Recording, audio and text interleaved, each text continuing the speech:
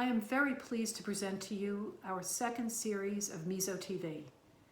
MesoTV is a program that was created by the Mesothelioma Applied Research Foundation in response to the need to cancel our International Symposium on Malignant Mesothelioma. We recognize that many were seeking information about treatment, the science behind malignant mesothelioma, news of the community, and information about the workings of the Mesothelioma Applied Research Foundation. This program has been made possible by our generous supporters and sponsors. Thank you so much. It is so important for us to be able to bring all this pertinent information to the community that we serve.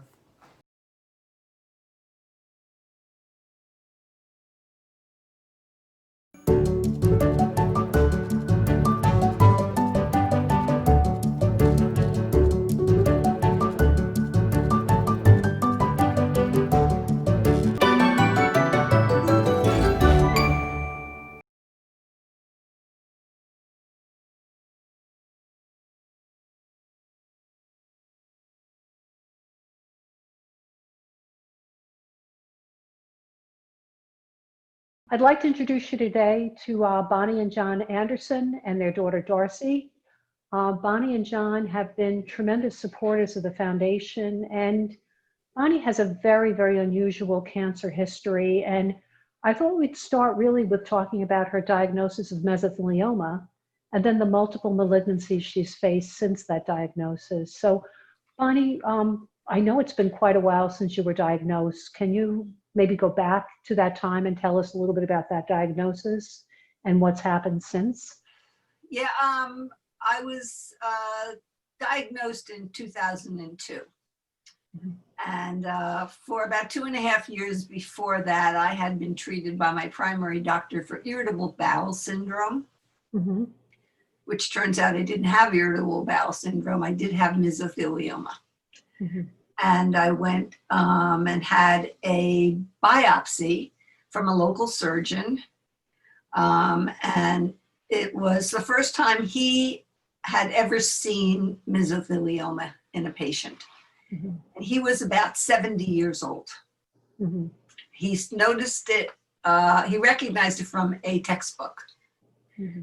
And the following Monday, I get a call from him saying that his newest partner that had just started the week before knew a doctor at Columbia who he had residented for. And it turned out that that doctor was one of the top meso surgeons at the time.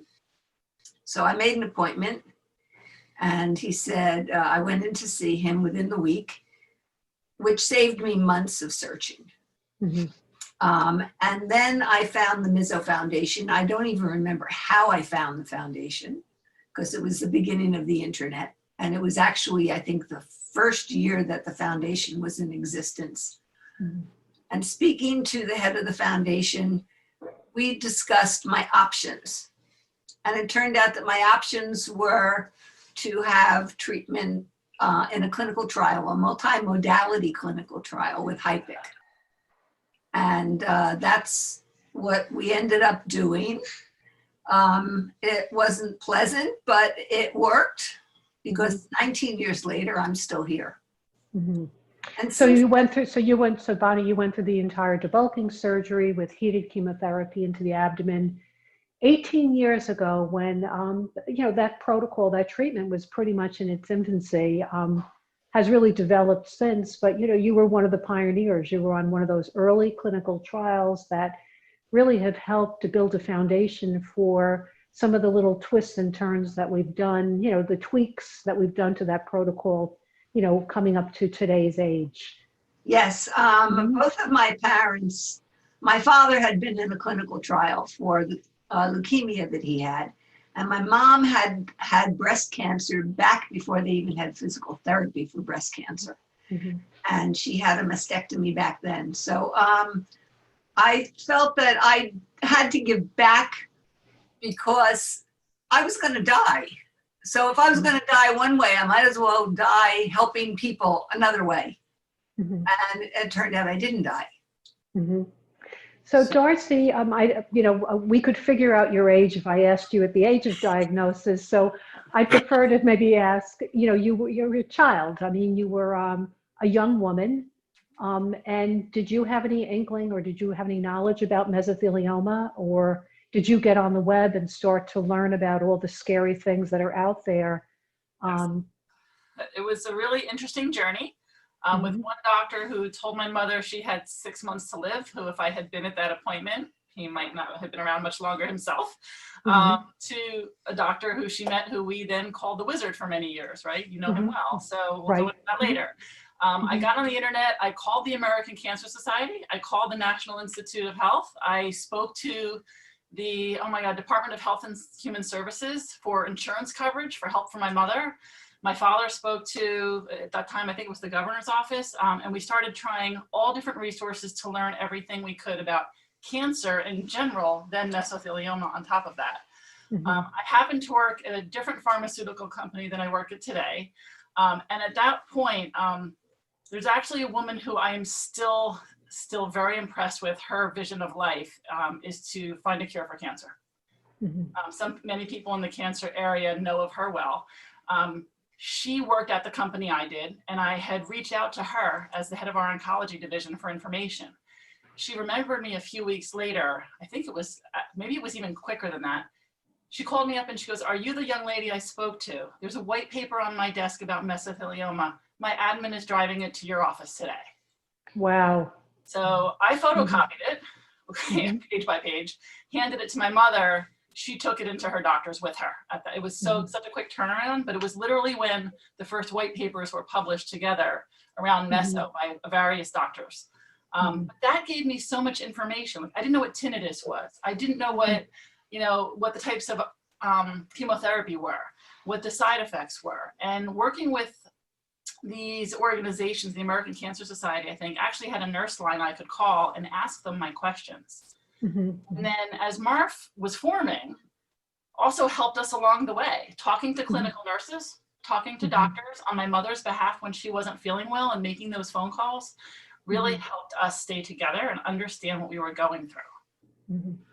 And John, I remember the days when Bonnie was first being treated and the insurance company all of a sudden was denying treatment. And I remember that call from you and from the family. What do we do now? So John, you went to that. That was a trying situation when we get a letter from the insurance company denying us coverage in New York and saying, "Oh, you can only be treated in New Jersey." After we had saw the doctors in New York and basically knew that we were going to go with them, for our own benefit, we went to the doctors in New Jersey so the insurance would be happy that we went to see multiple doctors. We checked everything out. The doctor in New Jersey is the one my daughter was talking about. Go home, make peace. Don't worry about it. Their recovery rate for meso was high. The way they examined my wife and what I saw in the hospital was like, I did not like where I was. And it's one of the prompt hospitals of New Jersey today. So the insurance fund shut us down. The one guy shut us down. The doctor at Columbia, after a lot of discussion, said, "Don't worry about your bills right now. We'll deal with what we got to deal with." That's where my daughter had mentioned. I called the governor. We called Lautenberg back then. We called a lot of political people, because who were they to shut me down? I'm going to a place which was a better recovery rate, better percentage-wise, and it wasn't working. So I was on the phone with the governor. After the insurance company went to the second step, and they denied us there with their in-house doctors. Then they had a third meeting where they bring outside doctors in that are employed by them. And they denied us then. And when they did that, my wife was in the hospital under treatments, and they had sent us a letter saying that we had to be there at the meeting, which was, how can she be at the meeting? She's in the hospital. So while my wife's in bed, we called them during the meeting.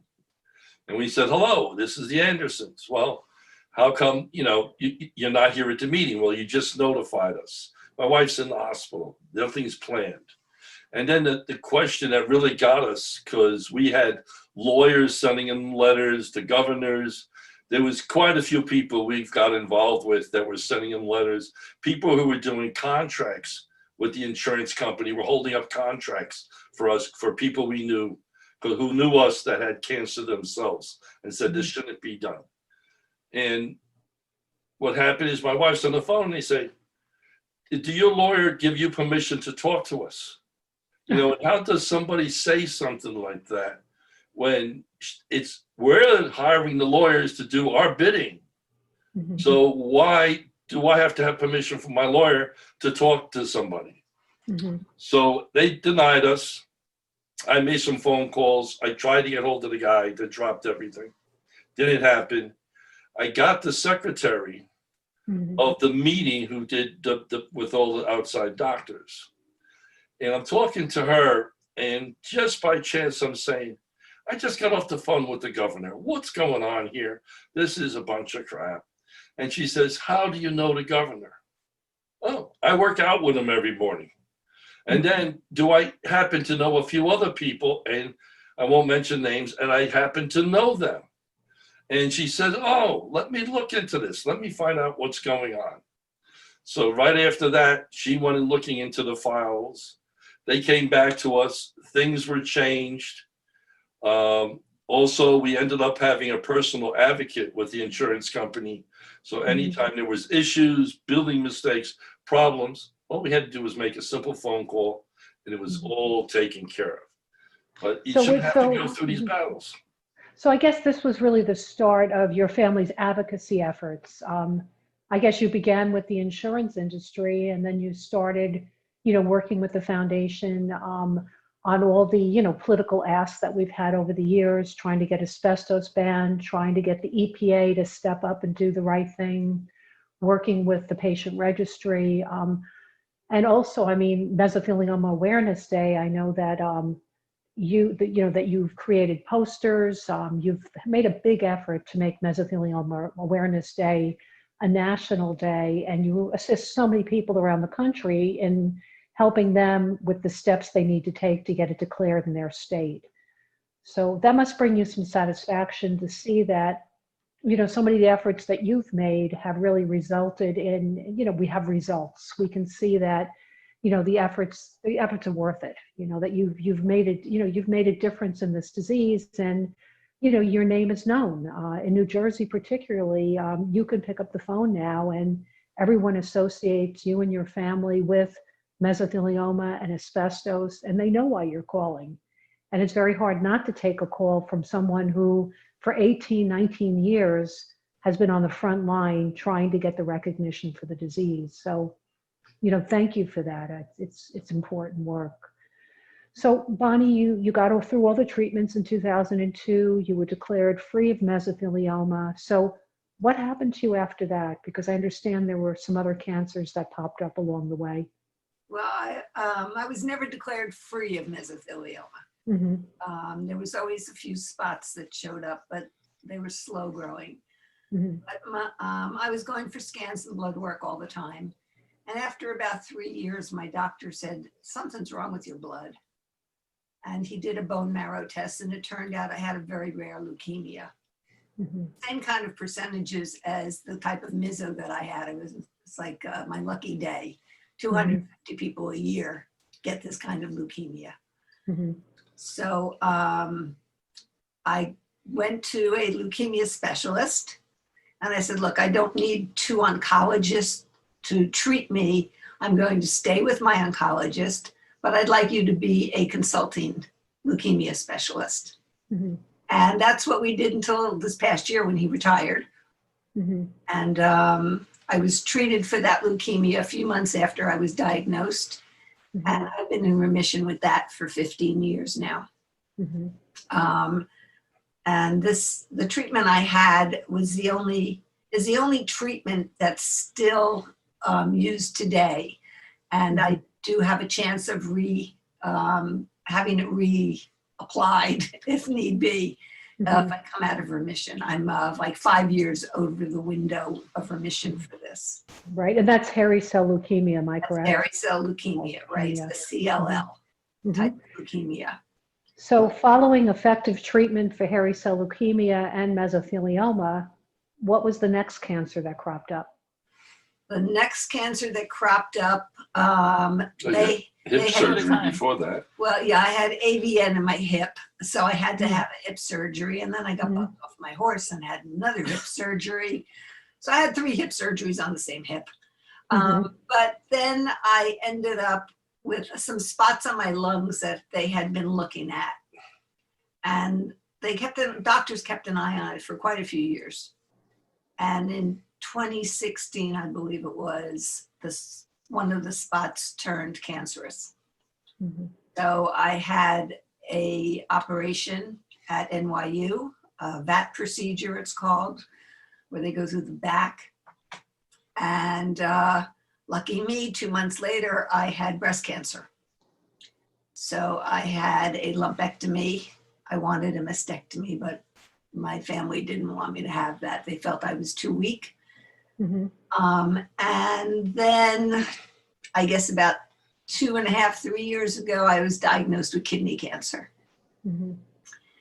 And in between, I was diagnosed with a very rare lung disease. Mhm. That had to do um, with the spots before. Mhm. Yeah, that's one of the reasons they kept looking at my lungs. Mhm. So I go in and out of treatment for the lung disease because the medicine can only be taken for about a year at a time. Mhm. Mhm. And I'm on it now. Mhm. And that also is quite rare. Mhm. And because of all the contrast and the medications and everything, I have kidney disease on top of the kidney cancer. Mhm. Mhm. And So everything is you just, full plate, a full plate. I have a full plate. Yeah, I'm tired of Mhm. doctors. So But- Darcy, are you tired of research? Because I would imagine that through all of these malignancies and all of these conditions, being working in the pharmaceutical industry, I would imagine you are perusing literature on a regular, on a regular basis, trying to understand what's happened to your mom and trying to stay ahead of all of this. No, I would say for anybody out there, use the dictionary when you need to learn Mhm. what you need to. I'm very inquisitive in nature, so I want to learn and I want to understand. And knowing what she's going through, how things interrelate, and trusting the right doctors, really. Mhm. But sources of information, some of them are true and some of them aren't as true as they could be. So I think it is also knowing what's real, and knowing the right organizations to go to. I think I tell people a lot, diet matters, but it's not as important as mind state, right? My mother is, I consider her the Energizer Bunny. I'm not sure I can say that on a live video, but nobody has the strength that I've seen in my mother to be able to just mentally and physically go through what she's gone through. There were times where I was calling multiple times a day, or I'd run down half an hour drive to their house to make sure she was still there, right? So it's been a long journey, but the research is really important to understand what you're dealing with, to be able to converse with the various doctors, and to keep track of things. Like, she carries around a notebook. My father doesn't let her leave the house without the notebook, because the notebook has all the documented dates and procedures, medications. The medical Bible. Yeah, so that when she goes anywhere, if God forbid anything happens, she has this document that she can hand to someone. Now, Bonnie and And I John, find- when you got the initial diagnosis of mesothelioma, were the two of you still working? yes. So basically then, Bonnie, you left work and you became a patient, and John, when did you retire or leave work to become really a full-time caregiver? Well, I used to work for Exxon, refinery work, and there was a lot of dangerous things that we dealt with. And then after she was diagnosed and the issues that were coming up, the problems of running around and everything, basically I was lucky because of the type of medical plan that we had. I punched out sick. My job was secondary compared to what my issue is and my mental state. So I punched out. I was able to stay out for quite a long time. Asked them after about 6 months, would they take me back a little bit, even part-time? After meeting with me, they told me no. I was extremely disappointed. They really said they didn't want me in the place. But after a little over a year, I came back and we had a nice discussion, and they said, basically is that the boss knew me, the manager of the plant knew me for the past 20 years. He said, you weren't the person that I knew. That's why you weren't coming back to work. So after a short time after that, about a year and stuff, about a year and a half, I finally decided, figured out what I had, all my income, my rights. I said, I can't deal with this anymore with all the problems we were having. And I put in for my retirement and I'm out. So I've been not retired. I'm taking care of her.